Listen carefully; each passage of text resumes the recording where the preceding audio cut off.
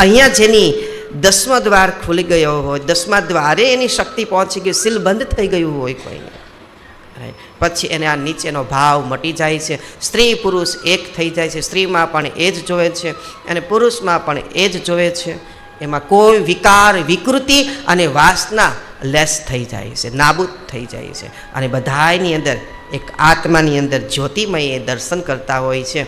અને એ જ્યારે દર્શન કરતા હોય ત્યારે પીડિત થાય છે. કોણ? ગુરુઓ, મહાપુરુષો, 52 વીરો પીડિત થાય.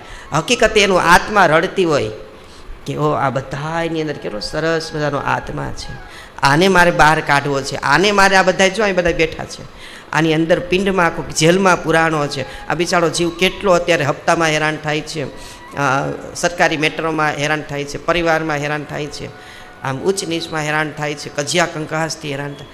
આને મારે મુક્ત કરવો છે. મુક્ત કરવા માટે શું કરવાનું? તો આ કે આવો મેરાવડો કરો, અહીં બેસાડો કોકને, અહીં બેસે તો ગુરુજી પોરવે ને કંઈક મોતી,